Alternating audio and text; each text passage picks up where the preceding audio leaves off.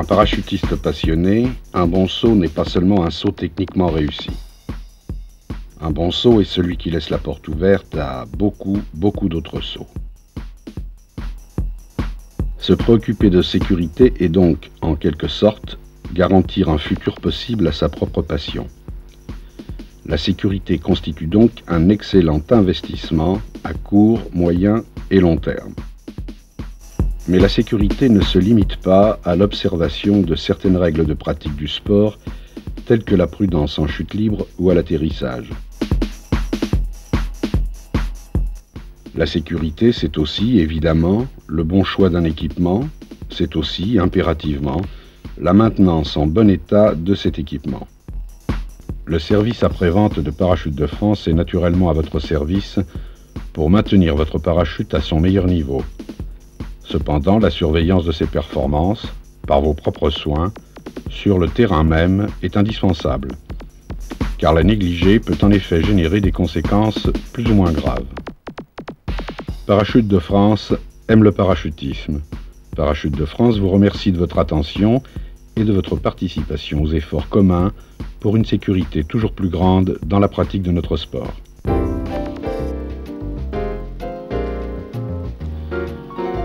Parce que les élévateurs et le système de libération de voilure constituent ensemble un point très important de la sécurité, nous allons aujourd'hui porter sur lui un regard un peu plus attentif.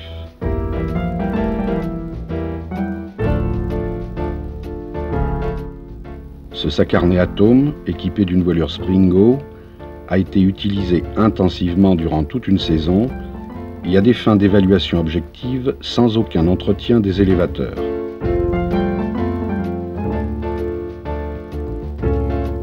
Le premier test sera de mesurer la force nécessaire à la libération dans des conditions les plus proches possibles de la réalité.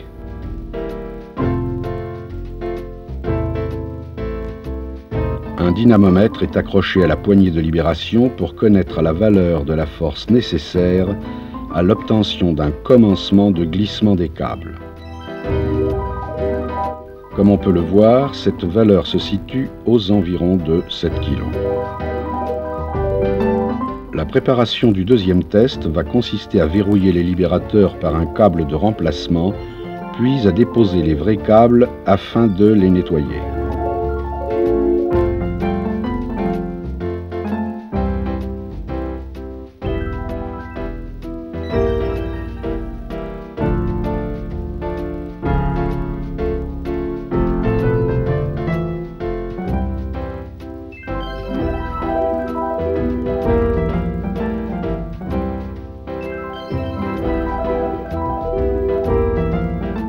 Les câbles sont ensuite remontés et les faux câbles ôtés.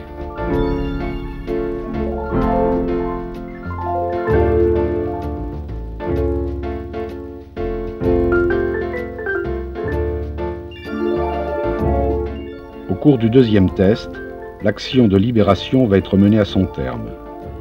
La valeur de l'effort maximal est enregistrée à un peu plus de 3 kg, soit la moitié de la valeur obtenue avec des câbles sales.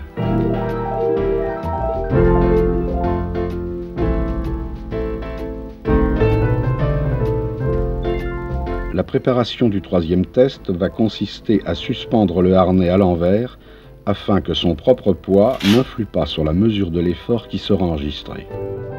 Puis un poids de 2,5 kg est suspendu à chaque élévateur et la libération est exécutée sans brutalité. Aucun des deux élévateurs ne quitte le sac harnais.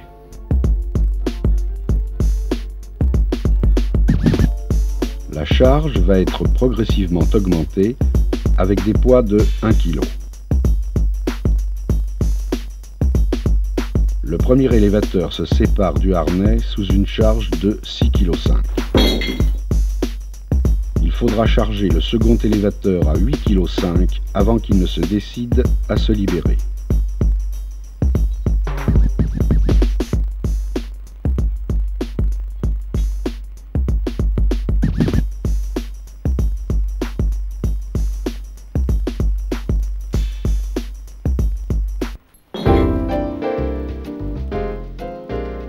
La préparation du quatrième test va consister à malaxer soigneusement chaque élévateur afin de lui rendre sa souplesse. En effet, les efforts à l'ouverture successifs ont pour effet de solidariser les fibres de textile.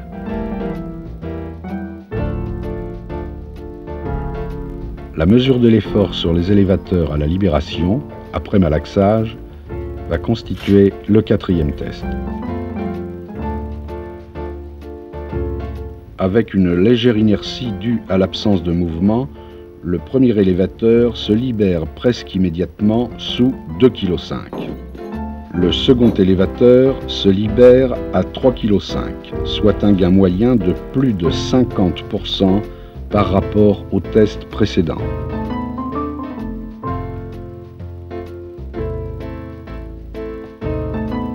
La preuve est faite.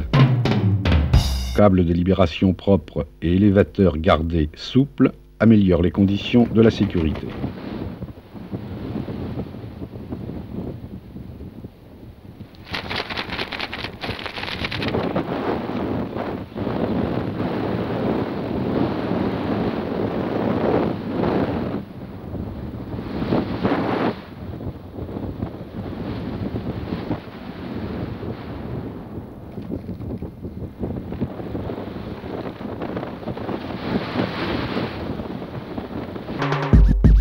Désireux d'aller encore plus loin dans le contrôle, nous avons voulu vérifier si le système de libération satisfaisait toujours aux exigences de la norme TSO C23D spécifique. Ce sera le but du cinquième test. Entre autres exigences, les normes TSO C23D régissent le contrôle des performances du système de libération de la voilure principale. Le test doit être exécuté avec une charge appliquée à l'ensemble. Cette charge doit représenter au moins le double de la masse maximale d'utilisation du parachute, c'est-à-dire 200 kg.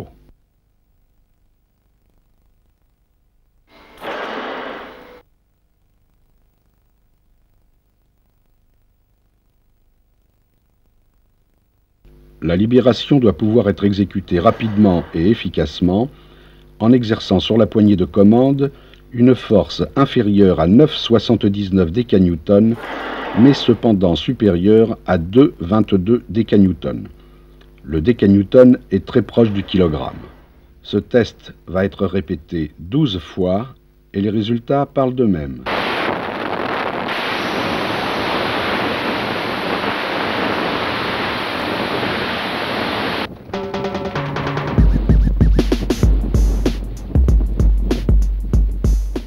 Jetons à présent un regard sur un point particulier. Qui ne s'est jamais posé de questions en vol en regardant ces mini-élévateurs? Sont-ils assez résistants? Voici la réponse. Nous allons maintenant soumettre les élévateurs en question à un test très particulier, la rupture.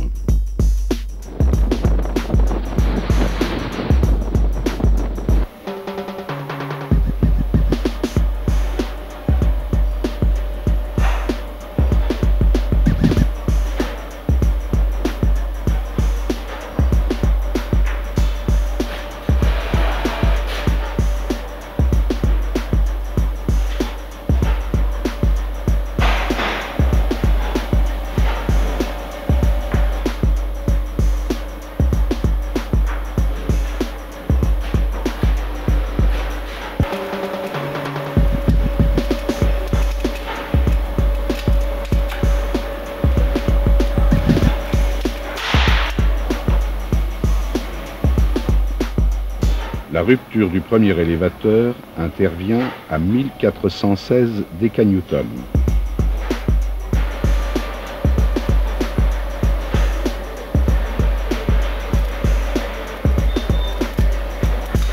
Le second élévateur cédera à 1320 décanewtons. Là encore, les résultats parlent d'eux-mêmes. Même après une utilisation intensive, les mini-élévateurs parachutes de France restent conformes aux exigences de la sécurité. Encore faut-il garder cette sécurité à son meilleur niveau par un entretien régulier, mais aussi veiller à ne pas commettre d'erreurs de montage. A priori très compliqué, la conception du système de libération à 3 anneaux est en réalité très simple et très logique. Au montage, le premier anneau de l'élévateur pénètre dans l'anneau du harnais, puis le second anneau de l'élévateur pénètre dans le premier. La bouclette s'insère dans le second anneau, traverse l'œillet de la patelette, puis l'œillet de gaine et le câble verrouille l'ensemble.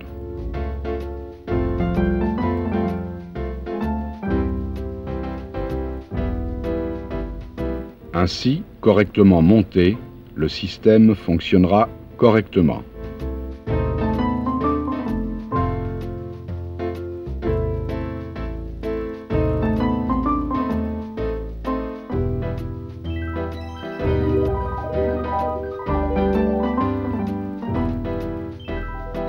Voici maintenant une erreur fréquente. L'opération se déroule normalement jusqu'à ce que la bouclette, par erreur, soit insérée à la fois dans les deux anneaux de l'élévateur avant de poursuivre son cheminement normal.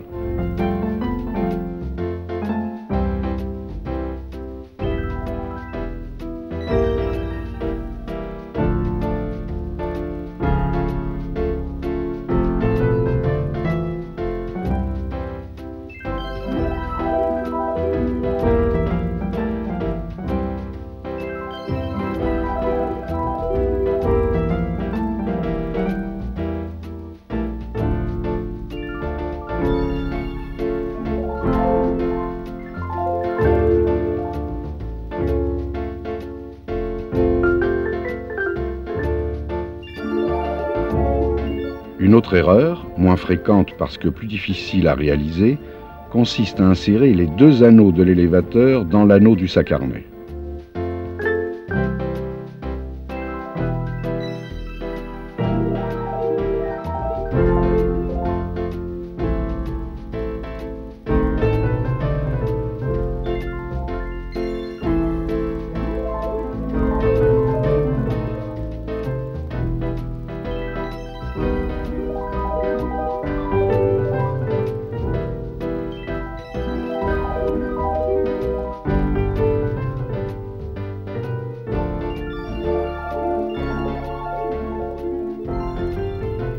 Chacune de ces deux erreurs peut rendre difficile et même impossible la libération de la voilure principale.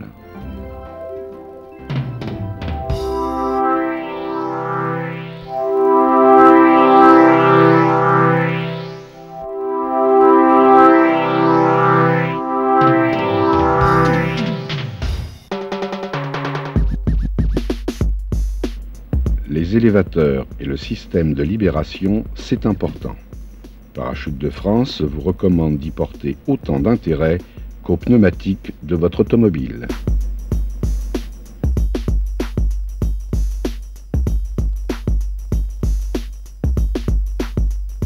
Parachute de France aime le parachutisme. Parachute de France vous remercie de votre attention et de votre participation aux efforts communs pour une sécurité toujours plus grande dans la pratique de notre sport.